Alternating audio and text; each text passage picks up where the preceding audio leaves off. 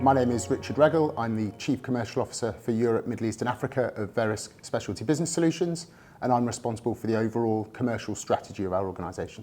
One of the key challenges that underwriters often tell us is they get presented with an awful lot of risks, and it's very hard to determine where they should even start. They don't want to spend their whole day looking at risks that don't offer them the best value or that they're the right risks for them to underwrite.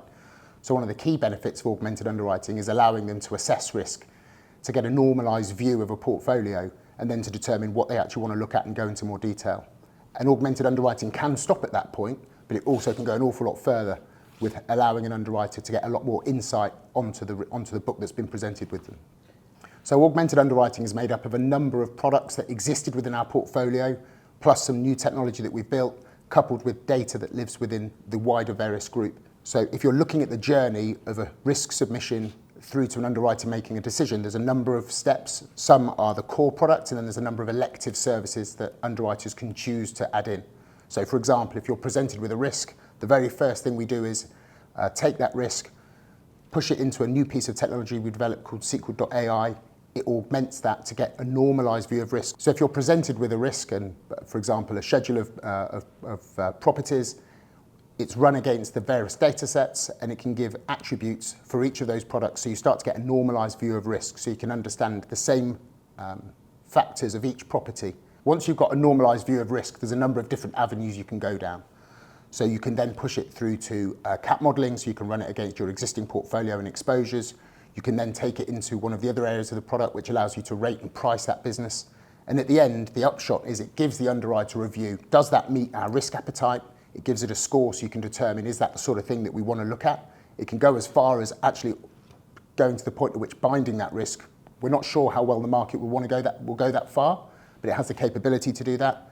But also it can refer, so it can, if it's an edge case, it can present itself back to the underwriter to take a view as to whether it's something they want to look at, or it can kick it out the process. So it's really making their life a lot easier to focus on the things that they're really going to add value, rather than doing a lot of the stuff that's a lot of manual work to get an understanding of what the risk is that's been presented to them. So my name is Chris Spencer. My role is Director of Underwriting Solutions at Verisk. I suppose what that actually really means in kind of the real world is to be in charge of the kind of the direction and vision and apply some thought leadership to the products or the solutions we have at Verisk that kind of touch our underwriting or underwriters' ecosystem, effectively all the jobs they have to do. Yeah, so augmented underwriting is really exciting actually. I think it's a real differentiator in terms of what the underwriters will get to do and to use. And what I mean by that is I think it offers three clear kind of distinct advantages. So for example, when you're looking as an underwriter, one of the key parts of this is speed to decision. And with augmented underwriting, it's providing that data, that insight, and enable the underwriters to really actually make a very quick decision. And that might be a positive decision for a broker, i.e. we want to quote on this, or equally it might be no, we don't want to quote on that. And I think that's actually something that's quite often missed about the actual importance for the brokers, is to know when it's a no as well as a yes. Secondly, it's around actually focusing the underwriter's time.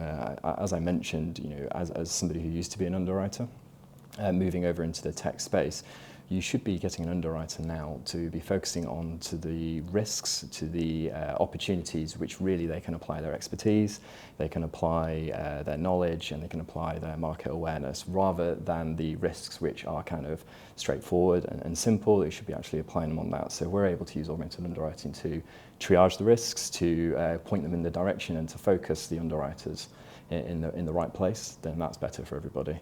And I think finally it comes down to me about making the right choice. So it's all good to make a fast choice, but obviously we want to make the right choice, and augmented underwriting I think really reduces bias, it really reduces the noise.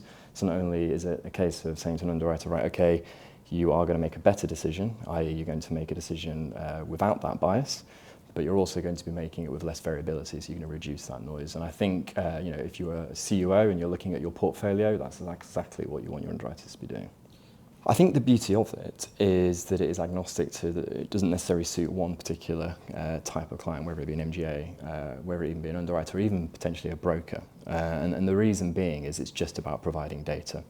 And it's about normalising that data, and it's about providing that view back. So you could sit there as somebody with more strict underwriting rules, maybe on an MGA side where you've got the pen and you'll be given a little bit less freedom, and you could use that as a way of triaging that risk. Or you got the underwriters on the main carriers, on the syndicate, who may want to say, actually, I want to apply this again for that speed of decision, for less bias, less noise, etc. And then on the broker's side, it's about being able to maybe articulate to underwriters what their view of risk is. You know, they can come to the underwriter and say, we think this absolutely fits your appetite. This sits well within the capacity that you've deployed previously. We think this is one that fits for you. So again, it might be a case of speed to decision. It might be a case of improving that relationship.